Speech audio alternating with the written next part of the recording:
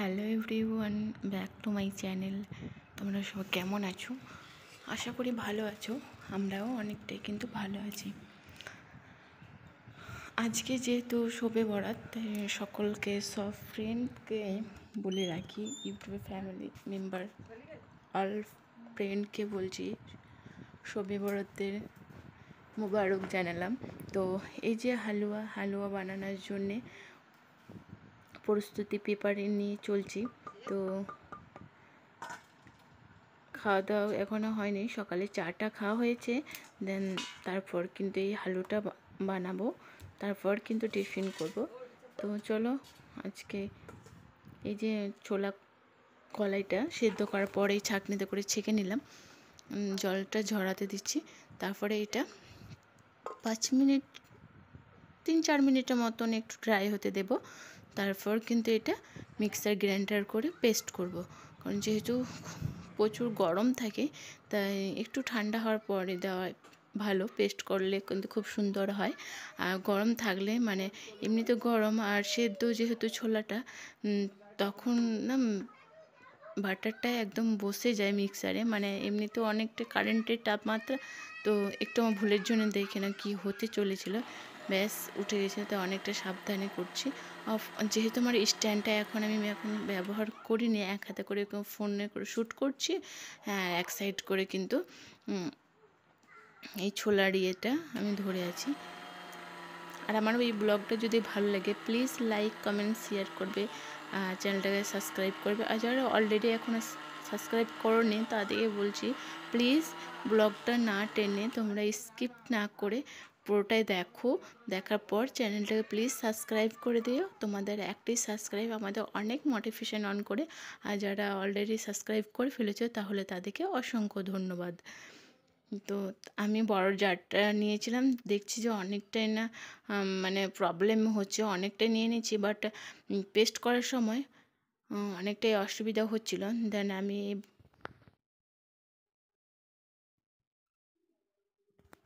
ভালোভাবে পেস্ট করছি, প্রচণ্ড পরিমাণে কিন্তু প্রেশার দিয়ে টিপে ধরে থাকতে হচ্ছে। কারণ যেহেতু আমি অনেকটাই ভরেছি, আর ছোলার বাটারটা অ্যাকচুয়ালি কেমন হচ্ছে তোমাদের সঙ্গে দাঁড়ান শেয়ার করি।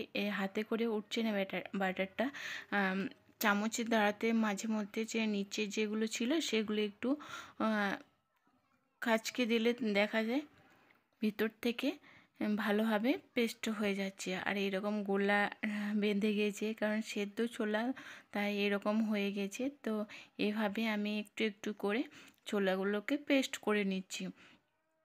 কারণ শবে বরাতে কিন্তু মাস্ট এটা। হ্যাঁ, অনেকে অনেক হালুয়া বানায়, কিন্তু আমার মনে হয় ছোলা হালুয়াটাই শবে বরাতের সময় না বানালে ঠিক শবে বরাত ফিলটা হয় না। দেন তারপরে এই কড়াই আমি ওভেনেই আজকে আমি তোমাদের সঙ্গে শেয়ার করব কিভাবে ওভেনে ছোলা হালুয়া বানানো হয়। এর সঙ্গে তোমাদের সঙ্গে শেয়ারটাও করে নিই।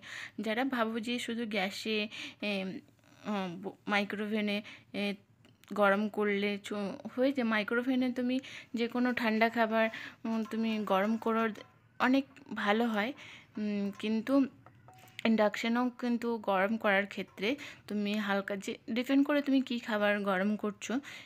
যদি কোনো অয়েলি খাবার হয় তাহলে তুমি এরকম প্যান বসিয়ে ভালোভাবে নাড়াচাড়া করলে কিন্তু গরমটা হয়ে যায়, নিচে তোমার একটু কোনো দম লাগে না। আর গ্যাসে তুমি গরম করতে গেলে তলাধারটা লেগে যাওয়ার ভয় থাকে।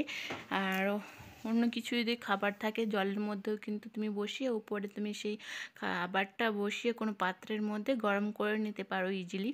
তো এই যে পাত্রের মধ্যে কিন্তু হালুয়া বানানোর জন্য প্রথমে আমি একটু সাদা অয়েল দিয়ে দিয়েছি। তারপর যে পেস্ট করা ছোলাটা আমি এর মধ্যে দিয়েছি, আর একটি তেজপাতা দিয়েছি। বেশ ভালো করে নাড়াচাড়া করব। এর মধ্যে কিন্তু কোনো লবণ এখন অবধি অ্যাড করিনি, লবণ চিনি এসব কিছু কিন্তু অ্যাড করিনি। আমি পাওয়ারটা দেখিয়ে দিলাম আমি কততে দিয়েছি। তো আমি এখন হাই হিটেই এখন ভালোভাবে দুবার নাড়াচাড়া পর তারপর আমি এটা কিন্তু মানে নর্মাল হিট দেব। ব্যাস আমার ভালোভাবে হয়ে গেছে। কতটা চেঞ্জ হয়েছে, দেখতেই পাচ্ছ ছোলার রঙটা তো অনেকটাই ডিপ কালার হয়ে গেছে এখন। আর কালারটা কিন্তু খুব সুন্দর বেরোচ্ছে। এখন জাস্ট কিন্তু আমি ভালো করে নাড়াচ্ছি, মানে ভেজে নিচ্ছি। এর মধ্যে যে একটা দিয়ে দেব এলাচ। এলাচ থেকে এভাবে ফাটিয়ে দিয়ে দেব, বেশি এলাচ দেব না, আমি এই 2টা এলাচ দিচ্ছি। এলাচের গন্ধটা সবাই কিন্তু পছন্দ করে না, তাই এলাচের যদি যারা একদমই পছন্দ করে না তাদের ক্ষেত্রে বলে থাকি তারা একটি দেবে, তাহলে ফ্লেভার গন্ধটা খুব একটা ছাড়বে না। বেশ ভালোভাবে এভাবে কষিয়ে নেবে।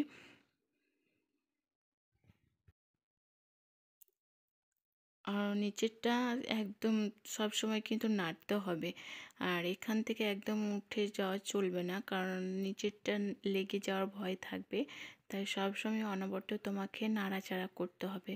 হালুয়া খেতে গেলে তোমার এমনি হালুয়া টাইট কিন্তু হয়ে যাবে, তোমার যে হালুয়া বানাচ্ছে তার কিন্তু এভাবে অনবরত নাড়াচাড়া করতে করতে হাত ব্যথা হয়ে যাবে। শুধু হালুয়া খাওয়া নয় তো কোনো ব্যাপার না, মনের একটি জোর, গায়ের জোর তো আছেই। রান্না যখন আমরা সবসময় করি তখন সব কাজই আমরা করতে পারবো, তাই না? তো এভাবে ভালোভাবে নাড়াচাড়া করার পর এই যে কেমন ঝরঝরে হয়ে চলে এসছে, আর প্রচণ্ড পরিমাণে কিন্তু গন্ধ বেরোচ্ছে, কাঁচা গন্ধটা এখনও কিন্তু কাঁচা আছে, ভালোভাবে হয়নি। আর আমি এদিকে হালুয়া বানাচ্ছি, আর অন্যদিকে কিন্তু পিঠাও বানাতে শুরু করেছে। তো পিঠাটা আমি আমার ডিপার্টমেন্টে নিইনি, কারণ চালগুড়ি পিঠাটা আমি খুব একটা ভালো বানাতে পারি না, তাই পিঠাটা আমি করিনি। আমি হালুয়াটা নিয়েই বসেছি।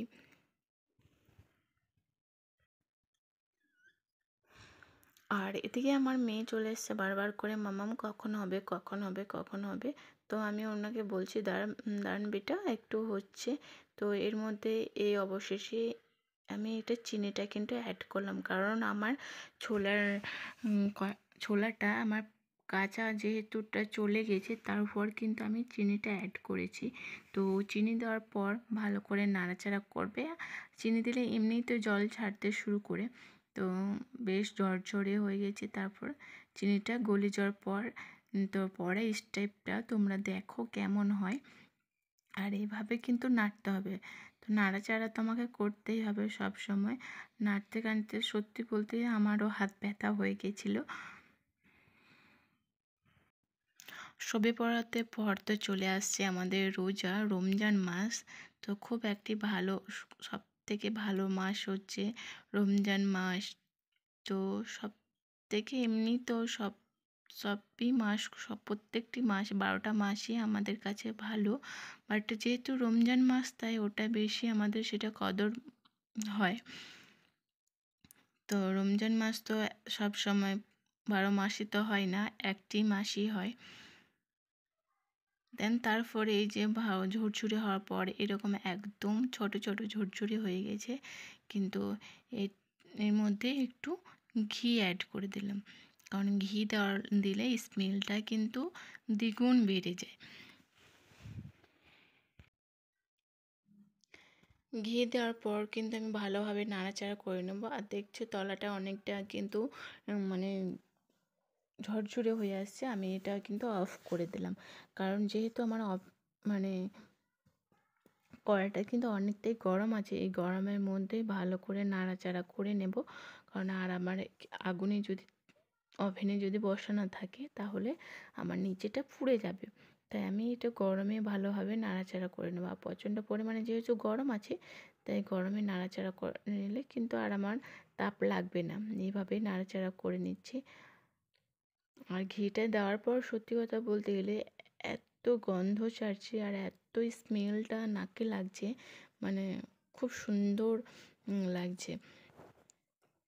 তারপর আমি এটা একটু জল দিয়ে জলটা গরম করব, একটু জলটা গরম করার পর এই যে লিকুইড দুধটা আছে, এই দুধটা আমি এর মধ্যে ঢেলে দেবো। যেহেতু এই দুধটা ফ্রিজে ছিল ঠান্ডা, তাই এটা একটু গরম করা দরকার ছিল। আর যদি নর্মাল তোমাদের বাড়িতে থেকে থাকে তাহলে তোমরা কিন্তু নর্মালি তোমরা ওভাবে দিয়ে দিতে পারো, কারণ এটা যেহেতু ঠান্ডা ছিল ফ্রিজে রাখা, তাই আমি এটা একটু গরম করে নিচ্ছি। আমার মনে হয় একটু গরম করে নেওয়াই ভালো। তাই আমার একটু ভালো একটু ব্লক চলে আসার পর কিন্তু আমি দুধটা নামিয়ে ফেলবো। আর দুধটা ভালোভাবে ব্লক আসার পর কিন্তু আমি ততক্ষণ ওয়েট করি। আর হালুয়ার দুধটা মেন, দুধটা তুমি যদি না দাও কোনো ব্যাপার হয়, মানে কোনো প্রবলেম হয় না, কিন্তু দুধটা দিলে টেস্টটা ভালো হয়। আর দুধ যা বাড়িতে সবসময় আনা থাকে না, তাদের ক্ষেত্রে বলি লিকুইড দুধ যদি নাও থাকে, পাউডার যে আমল দুধগুলো হয় সে আমল দুধ দিয়েও তোমরা বানাতে পারো। একটু জল দিয়ে আমল দুধটা ঘুলে তোমরা এরকম তরল করে এভাবে তোমরা ইজিলি অ্যাবজর্ব করতে পারো। যে কোনো দুধ, এভরিডে যে কোনো দুধ। আর দুধটা যদি কেউ না পছন্দ করে, সবাই তো মিল্ক পছন্দ করে না, তো সেক্ষেত্রে তোমরা স্কিপ করে যেতেই পারো। যে টেস্টটা খারাপ হবে তা নয়, মানে খাওয়ার মতন হবে, বাট দুধটা দিলে একটু বেটার হয়। তো এই যে ভালোভাবে দুধটা দেওয়ার পর ভালো করে নাড়িয়ে নিচ্ছি। আর একদম আমার হালুয়া প্রসেস একদম শেষের মুখে। এভাবে নাড়াচাড়ার পর তারপর আমি এটাকে মানে নামিয়ে ফেলবো। ব্যাস, দুধ দেওয়ার পর কিন্তু আমাকে বেশিক্ষণ ওভেনে বসিয়ে রাখতে হয়নি। একবার দুবার নাড়াচাড়ার পরই আমি নামিয়ে ফেললে হয়ে যাবে আমার হালুয়া। তো আমি চুলোটা বন্ধ করে আমি নামিয়ে ফেললাম। এই যে একটু ঠান্ডা হওয়ার পর এই থালার মধ্যে আমি কিন্তু ঢেলে নেব। আর এই থালার মধ্যে দেওয়ার আগে কিন্তু সাদা অয়েল দিয়ে আমি থালাটা একটু মানে তেল দিয়ে সাইডগুলো মেখে রেখেছিলাম, তাহলে তোমার যে হালুয়ার যে ছোলার ইয়েটা থাকে সেটা এই প্লেটের সাথে লেগে যায় না। তো ঠান্ডা হওয়ার পর তারপর তুমি যে যেরকম শেপে ব্যবহার করতে পারো। কেউ এরকম করে টিপে টিপে তুমি যদি এইভাবে রাখো চাকু দিয়ে, তুমি যেরকম ডিজাইনের ভাবে রাখতে পারো। আমাকে সব থেকে ভালো লাগে এরকম মুঠি মুঠি করে তুমি হালুয়া খেতে, কিন্তু আমাকে ভালোই লাগে। তাই আমি যখনই করি তখন যখন যেটা মন যায়, কোনো সময় চিত্তরঞ্জন শেপ দিই, কোনো সময় সন্দেশের শেপ দিই, আবার কোনো সময় মুঠি মুঠি করি। তো আজ এই মুঠি মুঠি শেপই দিলাম, তোমাদের সঙ্গে শেয়ার করলাম। আবার কোনো দিন যখন অন্যরকমভাবে শেপ দেবো, নিশ্চয়ই আমার ডেলি ব্লগ দেখো, তারা বুঝতে পারবে আমার যখন যেটা ইচ্ছা হয়, যখন যেটা তোমরা পছন্দ করো কিছু দেখতে, তখন সে চেষ্টা করি সেইভাবে তোমাদের সঙ্গে ব্লগ দেখানোর। এই যে আমার ফাইনাল লুক হচ্ছে হালুয়া। তো আমার এই 250 ছোলাতে আমার এই 1 প্লেট হালুয়া হয়েছে। তো তোমাদের কেমন লাগলো তোমরা কিন্তু ডেফিনেটলি কমেন্ট বক্সে কমেন্ট করে তোমরা জানাতে ভুলবে না। তো চলো আমি এবারটা জলদি টিফিনটা সেরে ফেলি। আমি বানাচ্ছিলাম হালুয়া, আর ওদিকে বানাচ্ছিল চালগুড়ি আটার পিঠা। আর এই যে সুজি দুধ নারকেল দিয়ে কিন্তু দারুণ লাগে আর হালুয়াটা। তো এই ব্লগটা এতটুকুই, আবার নেক্সট ব্লগে তোমাদের সঙ্গে